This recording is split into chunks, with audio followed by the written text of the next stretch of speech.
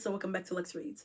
So in today's video, we're actually going to be talking about Black women authors that they range from the late 1800s all the way to about 1930s. I would say that these women are classified as unknown slash unsung because they don't get the praise and recognition as they should. I always say that the hidden gem books are the best books. So let's just get started. The first is The Colored Girl Beautiful by Emma Heckley. Now this actually was you could say like a lecture or a speech. Emma did a talk at Tuskegee Institute for like the Dean of Girls. And it was basically a lecture about beauty, about love, about life, everything. And the students asked personal questions and they asked, like professional questions. In, the printing, she does say some, aspects that she couldn't print because there are personal questions that the girl did ask. But basically, it's a guide to be a Black woman. I love this because she talks about hair and the complexities of hair. And you guys know when it comes to like Black hair, it can be very complex, okay? Say in a couple years, I have actually learned how to navigate my hair and things like that. But she said kinky hair is neither a disgraceful nor shameful thing. It is an honorable legacy from Africa. I've never heard it put like that, an honorable legacy from Africa. Just love that. Next is a short story. It's from the Harlem Renaissance Perfection Learning. I got this from a used bookstore, but the short story that I wanted to mention, it's by Carolyn Bond Day. It's called The Pink Hat. This story is just, I love the cleverness about it. First of all, it's about passing. This hat that she wears is so symbolic. I mean, my goodness, this hat has become to me a symbol. It represents the advantage and disadvantage of my life. I have been mistaken for other than a Negro, yet I look like hundreds of other colored women. Yellowed skin, slightly heavy features with frizzy brown hair. With this story, when she wears the hat, she can pass. But when she takes that hat off, you notice, you might have a little bit of Negro in you because her hair is kind of wavy, frizzy. Wears this hat when it's convenient. But one thing I love about this story, I love, like I said, the cleverness of it. And you have people that they wouldn't know because of this little hat that she wears.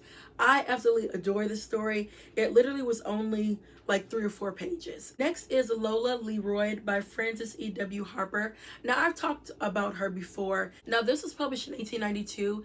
This is her only novel, but Frances was obviously an author. She was an activist. She was a teacher. Some researchers say this book was the best-selling novel from an African-American woman during the 20th century. So that's a big deal. Next is Homespun Heroines by Holly Q. Brown. Now, I talked about her. I believe I did a whole Becoming a Black Book Collector episode on her because she fascinated me. This book highlights Black women. It's made a contribution in society, whether they are well known or under the radar, and she highlights them. But I love this. Next is Pauline Hopkins of One Blood. Now this is a recent book I just got.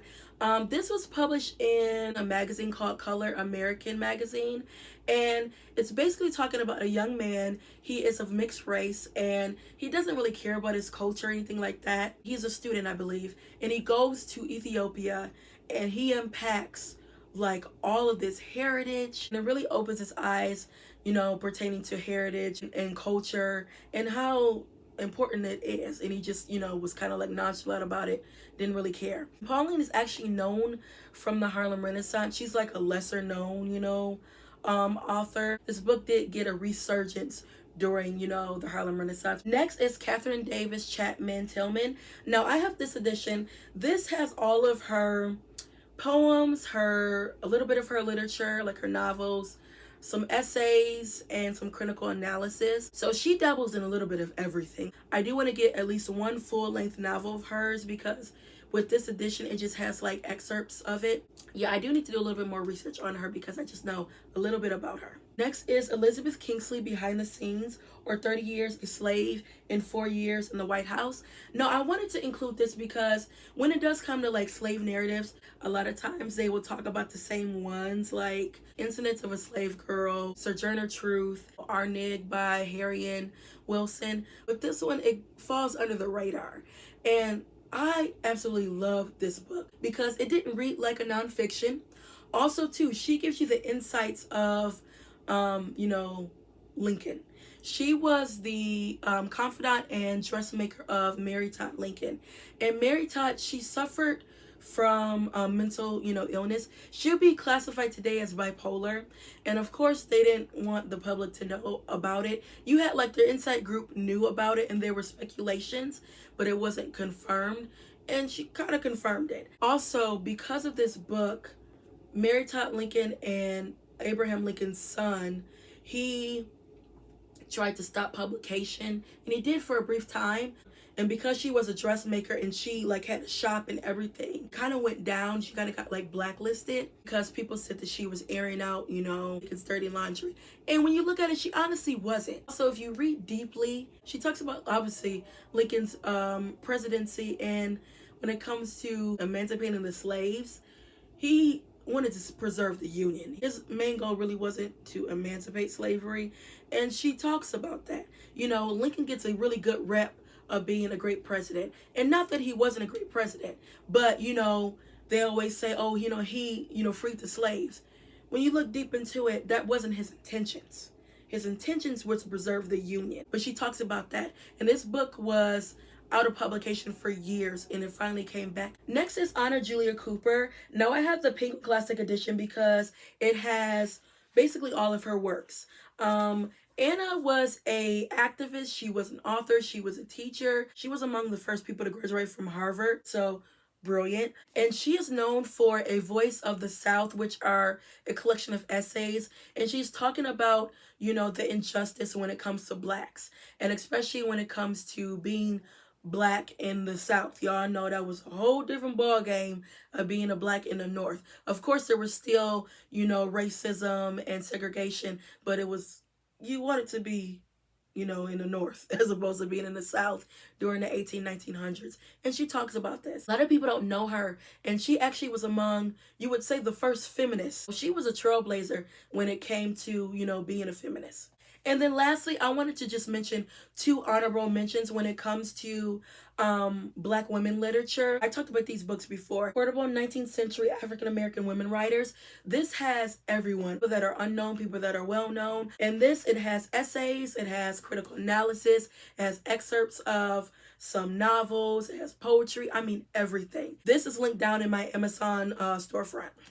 And then the last book I wanted to mention is also from a Penguin Classic Edition, Unsung Narrators of African Slavery and Abolition. This I love because, again, it says unsung. Y'all know that's my thing. Again, this highlights people, either men and women, that are under the radar, that are unknown. You know, you're not just highlighting Harriet Tubman and Sojourner Truth. This also has poetry, has music, essays. It also has other slave narratives. For example, like William Steele, he is known for the Underground Railroad. It was in 1872. He helped like thousands of slaves, you know, go through the Underground Railroad. It's another person I didn't know. Charles Ball from 50 Years of Chains. His life, Lord, he escaped 2 times. And the second time he finally succeeded, but girl, he went through it, okay? You guys, please get this because you will learn so much. I mean, so much. So yeah, guys, that is it when it comes to unknown/unsung Black women literature. I'm still in the process of collecting. I probably will always be in the process of, you know, collecting Black women literature because, I mean, nobody can write like us, you know, point blank period. So yeah, guys, that's all I have for you, and I'll be back with more Black books. Bye.